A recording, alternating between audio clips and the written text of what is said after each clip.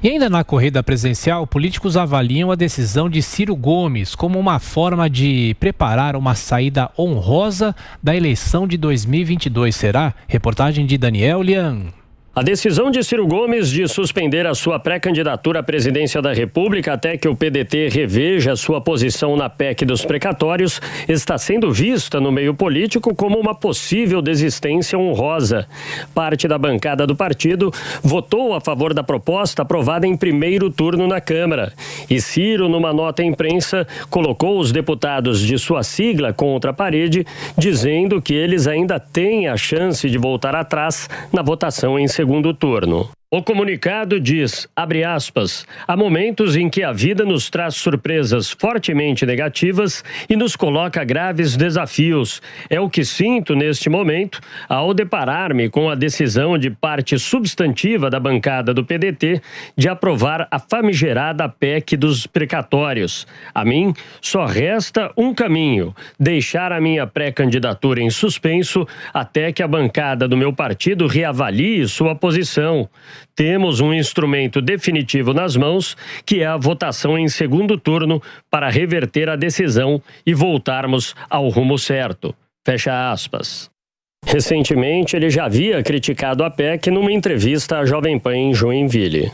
A PEC do precatório é uma dessas aberrações absolutamente inomináveis. O Auxílio Brasil, ou seja, uma política social compensatória, é um imperativo de um país que destruiu os empregos, destruiu a renda do povo e levou quase 20 milhões de pessoas a passar fome. Já a cúpula do PDT entrou com uma ação no Supremo Tribunal Federal contra a autorização do presidente da Câmara, Arthur Lira, de permitir que 23 parlamentares em viagem votassem remotamente. Então, nós respeitamos todos os posicionamentos políticos que possam vir, mas eu acho que o PDT tem tranquilidade, terá a temperança de deixar a poeira baixar esse final de semana. A postura de Ciro foi elogiada por alguns políticos, entre eles os senadores Randolfo Rodrigues, da Rede do Amapá, e Alessandro Vieira, do Cidadania do Sergipe. O entendimento para muitos congressistas é que Ciro não estaria conseguindo agregar alianças para se viabilizar como a terceira via dentro da disputa hoje polarizada entre o presidente da República, Jair Bolsonaro, e o ex-presidente Lula. Com este cenário, para muitos parlamentares, seria como uma espécie de saída honrosa para o pedetista. As próximas horas dirão se ele continuará com o sonho de disputar a cadeira no Palácio do Planalto. José Maria Trindade, os jornais aqui de São Paulo trazem inúmeros bastidores sobre essa decisão de Ciro Gomes, até que ele sabia que o PDT ia votar a favor da PEC dos precatórios no Congresso. Será, Zé Maria? Olha, Tiago, a PEC dos precatórios entrou no meio de uma disputa de 2022. O debate no Congresso Nacional não é mais se essa emenda à Constituição, né, vai beneficiar ou não os que precisam desse Auxílio Brasil, mas sim o que vai acontecer com o presidente Jair Bolsonaro em termos eleitorais, se houver mesmo a implementação desse programa. O certo é o seguinte, nós estamos vivendo agora uma fase de início de acomodação partidária. Antes, esta acomodação se dava a 1 ano das eleições. Era quando findava ali o prazo máximo de filiação partidária. Agora, o prazo encurtou, ficou em 6 meses. Então, tudo agora está sendo represado para o início do ano que vem, março. Então, vamos lá. Primeiro, Henrique Meirelles.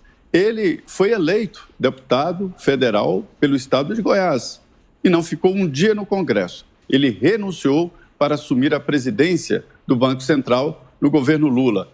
Alexandre Calil, prefeito de Belo Horizonte, convocado aí pelo Michel Temer para ir para o partido e disputar o governo de Minas Gerais.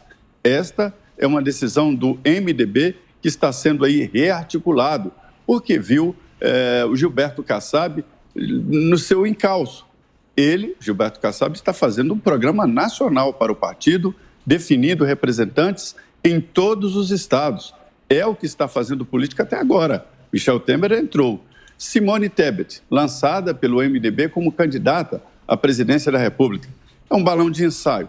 O partido precisa se firmar como um partido nacional ou com pelo menos um candidato. mas ninguém aqui acredita de que ela será representante desta confederação partidária chamada MDB. O Sérgio Moro entra como possível candidato do Podemos. É um possível candidato. Falta a ele explicar a sua posição política, o que ele acha da economia e o que ele acha sobre cada tema que é discutido durante as eleições.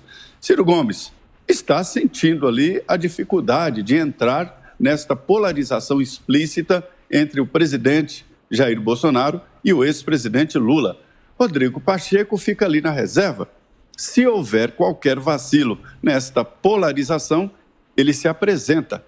Proibiu a assessoria de tocar no nome e sucessão ou fazer qualquer avaliação futura. Ou seja, é um que está à espera do seu posicionamento. E aí, todo mundo está se esquecendo do PSDB, né? E essa briga particular entre João Dória e Eduardo Leite. E você, Diogo, como está vendo a corrida presidencial nesse momento? Comenta pra gente também esse posicionamento do Ciro Gomes. Acredita que ele possa mesmo ficar de fora?